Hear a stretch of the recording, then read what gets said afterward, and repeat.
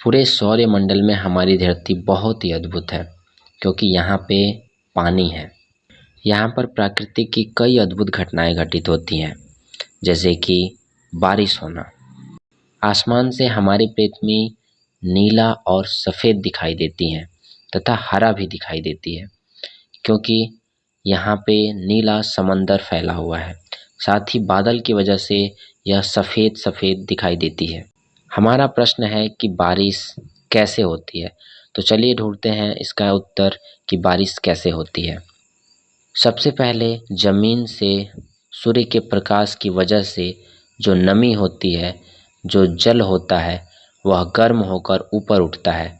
समुद्र के पानी तथा धरती पर जो अन्य जगहों पे पानी होता है, जो नमी होती है, वह धीरे धीरे सूर्य से गर्मी पाकर वह हल्की होती है और गैस के गुब्बारों की भांति वह ऊपर उठती है।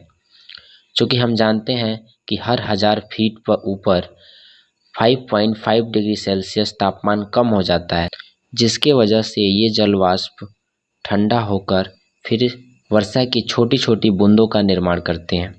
ये छोटी छोटी बूंदें आसमान में लगभग 10 दिनों तक तैरती रहती हैं। यह काफ़ी हल्की होती हैं। यह जब एक साथ इकट्ठा हो जाती हैं तो हमें दिखाई देती हैं। यह सूर्य के प्रकाश को रिफ्लेक्ट कर देती हैं, जिसके वजह से हमें सफ़ेद सफ़ेद दिखाई देती हैं, जिसे हम लोग बादल का बनना कहते हैं।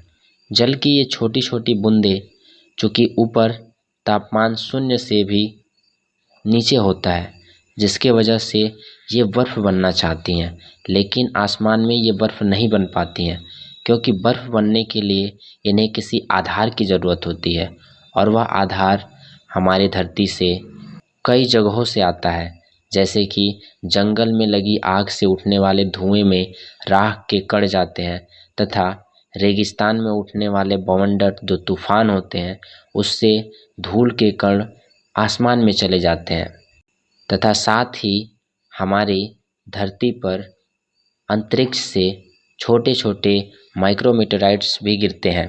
ये माइक्रोमीटराइट्स कभी किसी कॉमेट्स का हिस्सा हुआ करते हैं।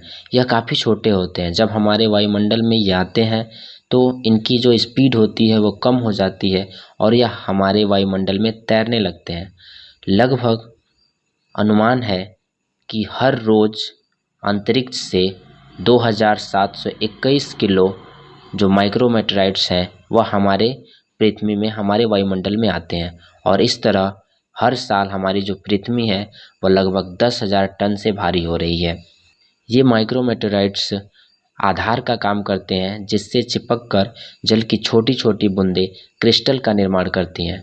क्योंकि आसमान में बर्फ़ बनने के लिए जल की छोटी छोटी बूंदों को एक आधार की ज़रूरत पड़ती है और उस आधार का काम रेगिस्तान से आए छोटे छोटे कण तथा अंतरिक्ष से आए ये एस्टेरॉयड जो हमारे बाल से भी काफ़ी छोटे होते हैं, बाल की चौड़ाई से भी काफ़ी छोटे होते हैं, वह आधार का काम करते हैं, जिनसे चिपक कर ये जल की छोटी बूंदें क्रिस्टल बनाती हैं और ये बर्फ़ के छोटे छोटे क्रिस्टल दूसरे जल की बूंदों को अपनी ओर आकर्षित करते हैं और ये बर्फ़ के छोटे छोटे क्रिस्टल दूसरे जल की बूंदों के लिए आधार का काम करते हैं और अन्य जल की छोटी छोटी बूंदें इस बर्फ़ के क्रिस्टल से चिपक कर वो भी क्रिस्टलाइज हो जाती हैं और यह प्रक्रिया दिन में लगभग अरबों बार होता रहता है, जिसे हम लोग देखते हैं और हम लोग कहते हैं कि बादल बन रहे हैं।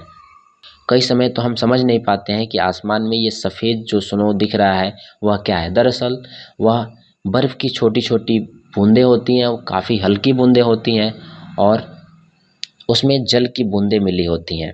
क्रिस्टलाइज होने की यह प्रक्रिया तब तक चलती रहती है जब तक वो जो कण होता है वह भारी ना हो जाए। कि अभी मैंने आपको बताया है कि जो जल की छोटी छोटी बूंदें होती हैं वह काफ़ी हल्की होती हैं और वह हमारी धरती पर, वायुमंडल से हमारी धरती पर नहीं गिर सकती हैं क्योंकि उनको गिरने के लिए उनमें वजन होना चाहिए। आजकल कृत्रिम आर्टिफिशियल वर्षा भी कराया जाता है, जो कि सऊदी अरब में काफ़ी पॉपुलर है। इसके लिए क्या किया जाता है, जो बादल होते हैं, जल की छोटी छोटी बूंदें जो इकट्ठा हुई रहती हैं, उसमें नमक का छिड़काव कर दिया जाता है, जिसके वजह से ये जल की बूंदें भारी हो जाती हैं और ज़मीन पर वर्षा लाती हैं।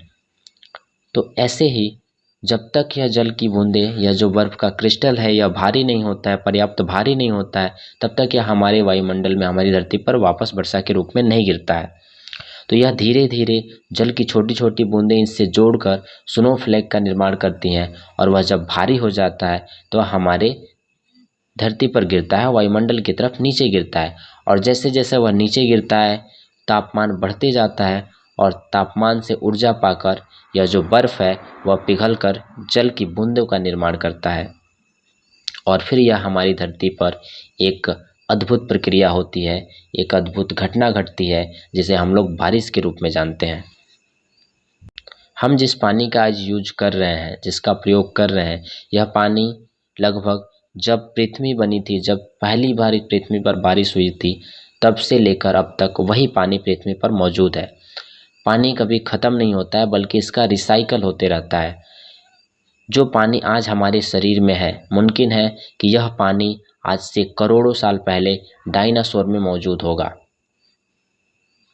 जिस पानी को आज हम पी रहे हैं, यह मुमकिन है कि आज से लाखों साल पहले आदिमानवों ने उस पानी को पिया होगा।